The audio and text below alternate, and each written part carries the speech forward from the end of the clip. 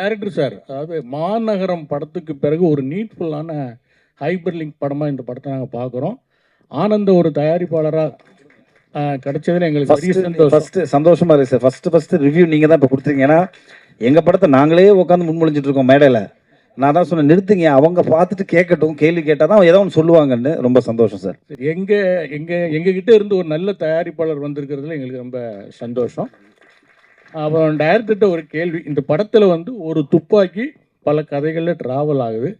எல்லா கதைகளுக்குமான தீர்வையுமே அந்த துப்பாக்கி தான் தருது. இது வன்முறையை முன்வைக்கிறது மாதிரி ஆகாதான்? நிச்சயமாக நீ கேள்வியில் நியாயம் இருக்குது. அதுக்கு தான் நான் செகண்ட் பார்ட்டுக்கு ஒரு லீடு வச்சுருக்கேன். ஸோ அந்த செகண்ட் பார்ட்டில் கண்டிப்பாக அதை நீங்கள் துப்பாக்கி தீர்வாக இருக்காது அப்படிங்கிறத நம்புகிற மாதிரி ஒரு கதை பண்ணுவேன் கண்டிப்பாக. பரத் சார், சார் முன்னாடிலாம் உங்களை காண்டாக்ட் பண்ணோன்னா ஒரு கதாசிரியர் கதை சொல்லணும், ப்ரொடியூசர் கதை சொல்லி டேரக்டர் கதை சொல்லும்போது எனக்கு ஃபுல் ஃபிச்சாக என் ஸ்டோரியில் நான் மட்டும்தான் இருக்கணும்னு சொல்லிட்டு ஒரு விஷயம் போயிட்டு இருந்தது. ஆனால் இப்போ நீங்கள் கதை கலகம் டோட்டலாக மாற்றிட்டீங்க. இப்போ 4 ஸ்டோரியில் நீங்கள் ஒரு சின்ன பார்ட் தான் பண்ணியிருக்கீங்க. இது எப்படி இருக்குது? ஏன்னா இதே மாதிரி ட்ராவல் பண்ணுவீங்களா, இல்லை திருப்பி ஃபுல் ஃபிச்சாக தான் பண்ண போகிறேன்னு சொல்லிட்டு ஒரு விஷயம் நடக்க போதா?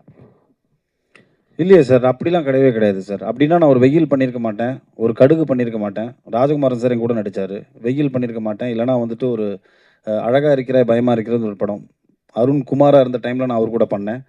ஸோ என்னை பொறுத்த வரைக்கும் ஒரு கதையில் நம்மளுக்கு என்ன இருக்குது, அதே மாதிரி இந்த கதையை என்னோட போர்ஷனுக்கு நான் ஹீரோ சார். சின்ன பாட்டு கிடையவே கிடையாது. நீங்கள் இதை ஒரு பொதுப்படையாக பாருங்களேன், படமாக பார்க்கும்போது என்னோட போர்ஷனுக்கு நான் ஹீரோ. ஒவ்வொரு போர்ஷனுக்கும் அவங்க ஒரு முக்கியத்துவமான ஒரு கதாபாத்திரமாக பாருங்கன்னு தான் சொல்கிறேன். அதான் இது ரெகுலரான ஒரு ஹீரோ ஹீரோயின், ஒரு காமெடியன், ஒரு 4 ஃபைட்டு அந்த மாதிரி பார்க்கணும்னு நினைக்கிறவங்களுக்கு இந்த படம் பிடிக்காது. ஒரு கண்டென்ட் பேஸ்டாக பார்க்கணும், 2 மணி நேரம் நம்மளுக்கு ஒரு திரைக்கதை இன்ட்ரெஸ்டிங்கான ஒரு ஃபிலிம் பார்க்கணுன்னா பார்க்கலாம். ஸோ அந்த அடிப்படையில் தான் நான் எப்போவுமே அப்படி தான் பண்ணிகிட்டு இருக்கேன் சார். என்னோட பேட்டர்ன் ஆஃப் ஃபிலிம்ஸ் அப்படி தான் இருந்திருக்கு. ஒரு சில படங்கள் ஆமாம் ஹீரோயிசம் ஃபிலிம்ஸ் பண்ணி ஆகணும் சார், கமர்ஷியலுக்கு நம்ம பண்ணி தான் ஆகணும்.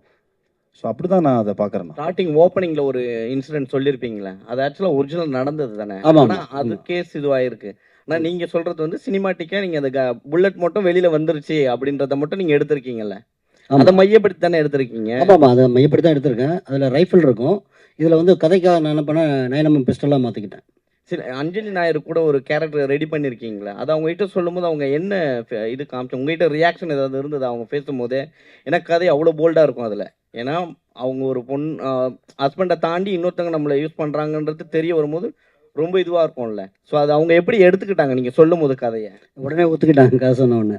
இதுக்கு முன்னாடி ஒரு 2-3 ஆர்டிஸ்ட் சொன்னேன், அவங்க கொஞ்சம் பயந்துட்டாங்க, இது வேறு மாதிரி ஏதாவது வந்துடுமோ அப்படின்னு பயந்துட்டாங்க. அப்புறம் அஞ்சலிக்கிட்ட சொல்லும்போது பார்த்திங்கன்னா நான் வாட்ஸ்அப்பில் தான் சொன்னேன், வீடியோ காலில் தான் சொன்னேன். கதை கேட்டோன்னா கிளைமேக்ஸ் கேட்டோன்னா ஒத்துக்கிட்டாங்க, நான் பண்ணுறேன்னு சொன்னாங்க. அஞ்சலி மேடம், நீங்கள் நெடுநல் வாடகை அவ்வளோ ஹோம்லியாக நடிச்சிங்க. இது கதை சொல்ல வேண்டாம், அதிகமாக வன்முறை எடுத்தது நீங்கள் தான். இந்த இதை எப்படி பார்க்குறீங்க? ஆஸ் அன் ஆக்டர் நமக்கு புதுசாக ரோல் பண்ண நிறைய ஆசை இருக்கும். நானே இந்த இண்டஸ்ட்ரி வரும்போது நான் பார்க்குறது சேம் ஸ்டோரி, சேம் ஸ்கிரிப்ட் பண்ணுற மாதிரி எனக்கு தோணிடுச்சு.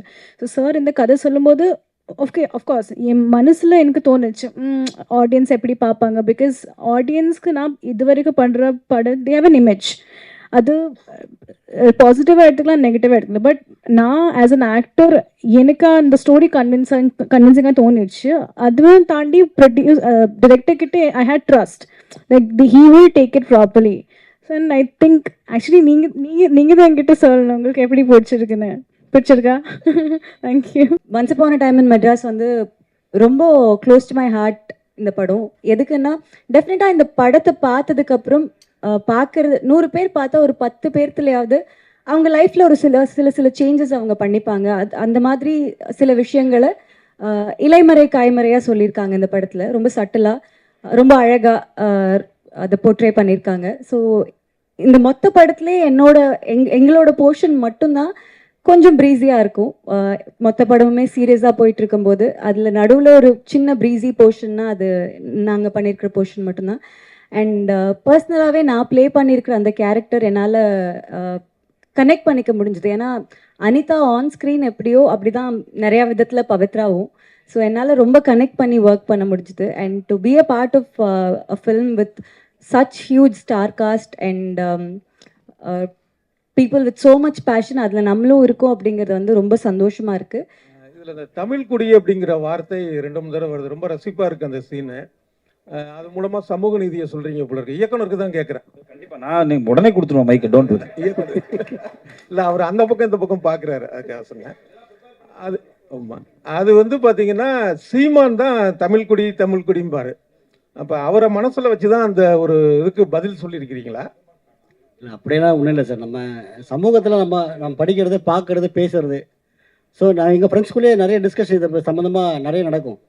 ஸோ அதுதான் இந்த கதையில் வச்சேனே தவிர வேற ஒன்றும் புதுசாலாம் ஒன்றும் இல்லை.